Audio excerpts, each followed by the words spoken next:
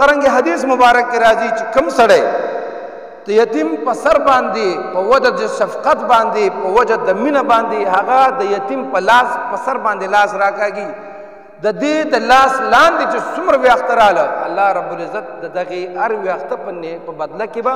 دله یو نیکي ورکوي نو دغه مرسته کوئ او د چا په کورونو کې د چا په علاقو کې د چا په رشته دارانو کې چې یتیمانان ماشومان پاتې شوي الله رب العزت د هیچا والدین د هیچا پلار دی الله نه مړ کوي ځکه یتیم پلار مړ شي نو په هغه باندې توره تیار شي هغه یو ځای کې مې یو خبره کتله وایي د پلار مثال چې کوم دی دا د نوري دا نور ګرم وي سړی ورته ټینګېدی نه شي د اوړي نور چې دی دا ګرم وي سړی ورته ټینګېدی نه شي خو چې کله نه وي نو بیا توره تیاروي نو چې کله که دا پلار ډېر غریب هم وي ډېر مسکین هم وي خو د خپلو بچو ورباندې حوصله برابر وي که څه وغواړي د خپل وس مطابق هغه ول راوړي که هر ځای نه محنت ډېر وکړي په ځان باندې ور ټایم ولګوي نو د خپل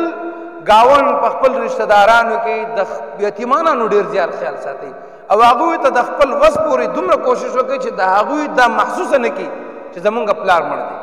دغه رنګې حضور اسلام فرمایي که نه چې تاسو د کونډې په مخ کې د خاوندانو ذکر مه کوئ د یتیمانانو په مخ کې د پلارانو ذکر مه کوئ تېره جمعه ما یو حدیث بیان کړ چې یو صحابي راغی او حضور اسلام ته وفرمایل چې یا رسول الله زما بچی ورک دی څو ورځو نه هغه صحابي یو بل صحابي ورته ویل زه استاد زوی پېژنم پلانکي باغ کې لوبې کوي هغه एकदम منډه کړه چې منډه یې کړله حضور اسلام صحابو ته عرض وکړو حکم وکړو دا راوګرځوئ دا سړی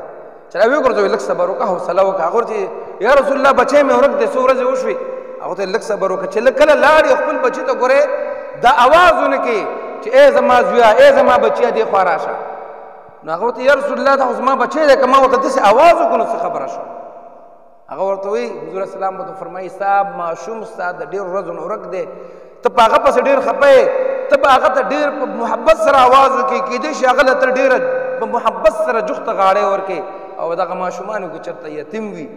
نو هغوی به دغه ټایم کې محسوسه نه کړي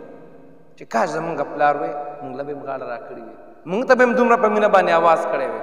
نو دا یو خبره ساتئ چې د کفالت نه علاوه د هغه یتیمانانو دومره خیال ساتئ چې هغوی اختر راشي په هغوی باندې غټ اختر راشي د غوښې د وړوکي اختر کې د جامې د سکول په خپله تپوس وکړئ قسم مې د په خدای د الله په ذات مې د قسم په صدقه سره مال نه کمي